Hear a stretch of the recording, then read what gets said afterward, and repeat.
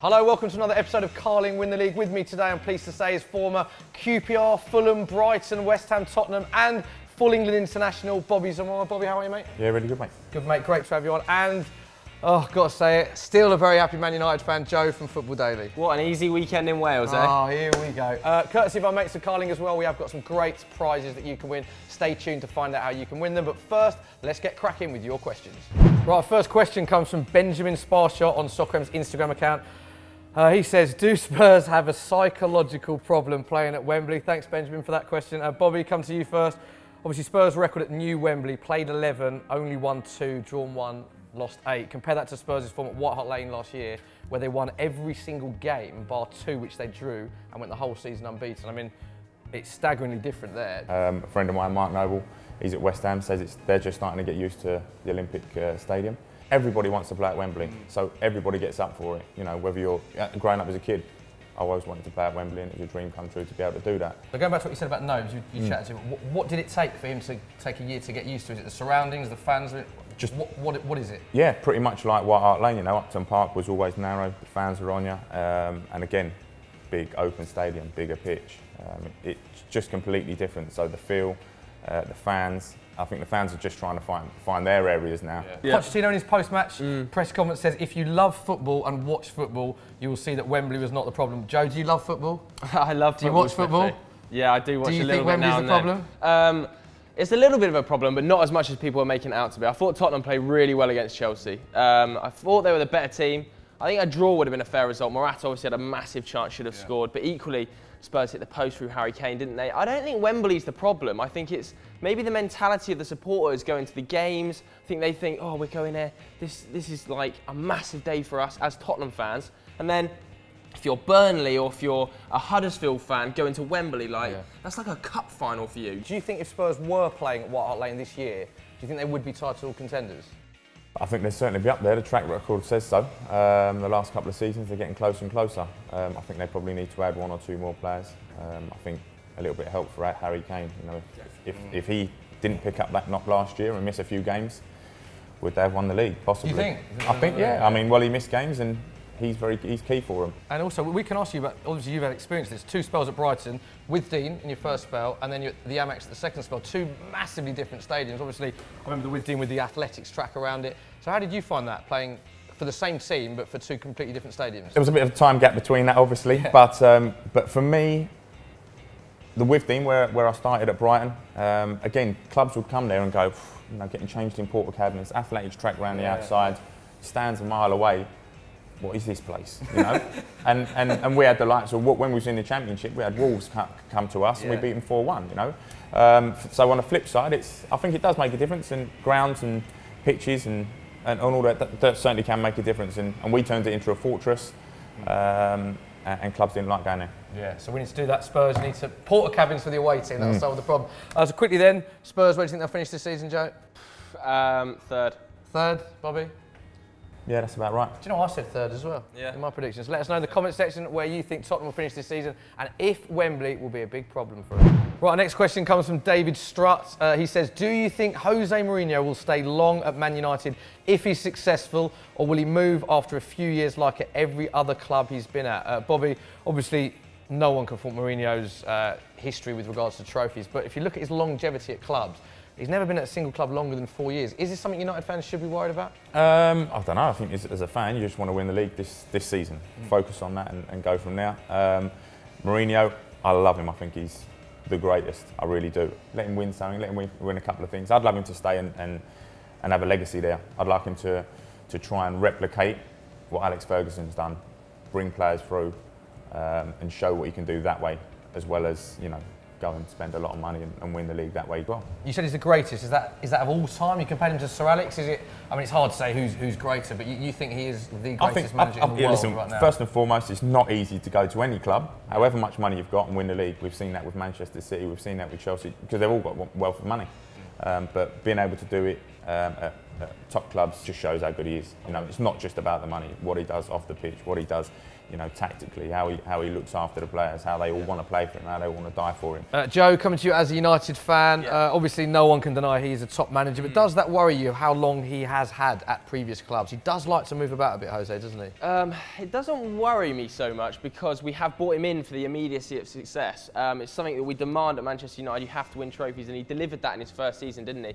Winning the Europa League and the League Cup. But this season he's got to go one better, hasn't he? And it's not going to be easy for him. Does he want the national team job, Portugal, do you think? I'm not so sure he would. So sure he would. So if there is ever a time he would stay for longer period of time, it is now. And if there's a club that would let him stay for longer, it's Man United. So it's quite a good fit there. In terms of bringing players through, I think he had the most minutes played, most teenage minutes played last season, Man United, of any club in the Premier League. Bobby, I want to ask you how it affects it, again, from a player's point of view. Have you ever had, when a manager does leave and a new manager comes in, I mean, you've worked with so many managers, have you ever had that in your career where the management has changed, and how does that affect, can it unbalance the dressing room? I mean, how does that affect players? Yeah, I mean, when I was at Fulham, we had Roy Hodgson, Mark Hughes and Martin Yeo all in, 3 seasons pretty much. And they all want their own way of playing. They've all got their own tactics. Certainly for me, it was a big difference from when Mark Hughes left and Martin Yeo came in. Yeah, very different managers. Very different, and asked different things of me. I mean, my strength at Fulham was holding the ball up, bringing people into play, being on the edge of the box. I mean, Damien Duff used to come on from the inside, play it to me, get it back, score a goal. It was that easy, that straightforward for us. Martin Yeo didn't want that from me. He wanted me to come off the defender, not hold the defender, not pin him. So for me, I had a few discussions with him. Did you? What did you say to him? Well, you're not getting the best of me. My strength is holding players off on the edge of the box. If you take that away from my game, you're certainly not going to get the best of me. And we had a few discussions about that. Yeah. I mean, you want to play to your strengths. You want to do well, and that had worked for us for 3 seasons. So. Yeah. To change it, it was a bit different. But listen, went along and did what he wanted, but it certainly didn't get the best of me. You, at the start of the season, as a Man United fan, predicted Man City to win the league. I did. You've played 2 now, scored 8 goals. Man United do look very good.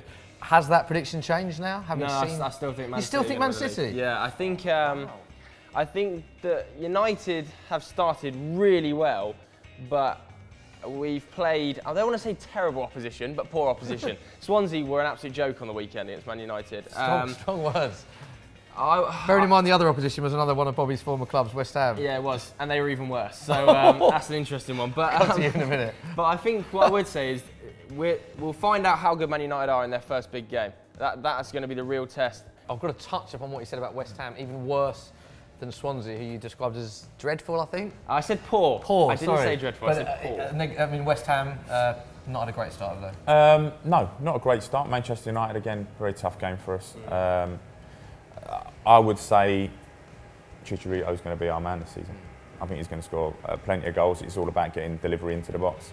He doesn't give you a vast amount outside of the box. So it's a case of get the ball in the box and he'll do that business. Right, next question comes from Kevin Cooper, who says, is Arsenal's squad strong enough to be title contenders this season, or are they way behind the other big teams? What do you think of their squad this year? I don't think it's enough. You don't? No, I think they're off the pace. I don't think they compete with Manchester United, Manchester City, Chelsea. I just don't. I see them 5th, I think. Do you? Yeah. So out of the top 4? Yeah, I think so. Do you think they're a technically brilliant team, but they're missing a leader, someone with the physicality? Obviously, Arsenal teams of old, you look at the physicality they had with the Tony Adams, the Vieiras, the Petites, the Keowns. Are they a bit of a soft touch? Yeah, now, you certainly don't go there and think you're going to get beaten up. That's not part of it. It's a case of can you nullify them as a team, and can you get them on a break? I think, and for me, they don't have enough. Because what were they like to play against when you were playing? They must have been one of the top.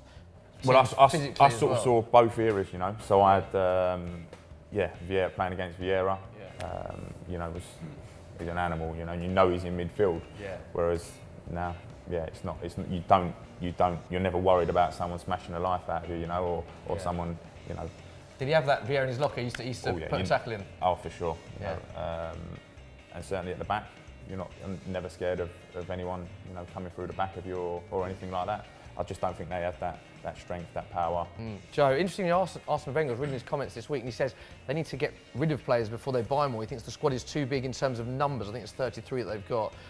Where do you stand on their squad? I don't think the squad is a massive issue. I think Europa League is a huge issue. That is a really good point. I definitely think Europa League is going to hamper them in terms of a Premier League title push. But I think the squad is actually pretty good. I look at it on paper and I think they've improved in lots of areas. I think that Granit Xhaka is going to have a much better season this year than he did last year. I think he's going to be an extremely influential player. I think Lacazette and Giroud is a great two to have up front. Giroud coming off the bench is a brilliant option, probably one of the best backup strikers in the entire league. I think they're going to keep hold of Sanchez. They can add his goals and Lacazette's goals. Ozil's still there. I think going forward, they're really good. They've still got Koscielny to come back. Mustafi is finding his feet again, isn't he? I think that Rob Holding has really impressed, massively improved over the last 12 months. The one issue I have is Granit Xhaka's partner in central midfield. I don't think they've improved on Santi Cazorla enough to win a league. Yeah, now, I don't want to make this about the Wenger show, Wenger in, Wenger out, because obviously we've been hearing that for years, but obviously Wenger is still at Arsenal, signing a new contract in the summer. The fans still, from the reaction from the weekend, seem to be very split still about Arsene Wenger, about the club. Has that ever affected you before, when that you have that negative connotations, or the fans are showing their discontent in the stadium? Players, managers have been booed. I've been booed. It's water for ducks back, to be honest with you. You know, you're there to do a job. You may pay a little bit of attention to the papers or to outside of the ground when it's game day. Yeah, you don't focus on that if you're doing your job, and you don't even hear, what's going on from the fans. So you said you've been booed in the past. That doesn't affect you on game day at all? No, not at all. If more than anything, it sort of drives me on. I had when I was at Fulham, I had a little section of Fulham fans where who was in the Europa League final, still booing you away.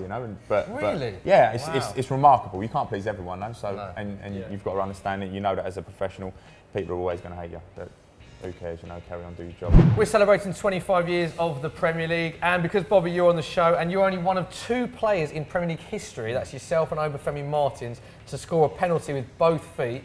It's pretty impressive, that. We would like to know who is the greatest ever Premier League penalty taker. Before we get into that, can you just explain why you took penalties with your left and your right foot? If I was to whip a ball ever, or want to curl a ball or place a ball, I would always use my left foot. If I ever wanted to smash a ball as hard as I could in a straight line, I'd use my right. I wasn't thinking about it when it came to penalties. Most of the time, I'd just go left foot and try and slot it in the corner. Okay. I think the ones that I have done on my right foot have always been straight down the middle, late doors in the game. Keeper's got to move. Have they? Keeper's got to move in the 80-something minute. If you don't move as a keeper, your manager's going to smash you in the face, isn't it? So I always went right foot, straight down the middle. And that was it. But I never thought, I'll do one with my left, one with my right. It was just that's what's needed, I'll use that one. Joe, for you, greatest ever Premier League penalty taker? There's been a few, hasn't there? Between Shearer and Letizia, I think. Yeah. I think Letizia missed one, didn't he? Yeah, amazing record. Mark Crosley, Nottingham Forest, 47 penalties he scored out of 48. Yeah, Letizia, I would have to say. Although, it's interesting, Bobby, right foot, left foot. Surely the keeper, just so readable. If you just step up with your right foot, the keeper's going down the middle. Yeah, well, I don't think I took that many. With my right foot, I don't think, good point. It was only ever used late doors in a game. So, unless they've done the stats right, he only takes right foot penalties in the 85th minute later and they go straight down the middle. Yeah, looking back now, you probably would. Well, that is all we've got time for. Bobby, massive thanks for coming on the show. Did you enjoy it, mate? Yeah, pleasure. Really good. Good man. Joe, enjoy it? As ever, loved it. Loved every second being your company, Smithy. Okay, thank you, mate. Don't forget, we've got some great prizes thanks to our friends at Carling. All you've got to do is buy a promotional pack of Carling and scan the can using the Carling Tap app. There are some brilliant prizes, including match tickets, and Bobby, you can win the Premier League trophy in your living room. Don't forget to like the video and subscribe to the channel. See you later.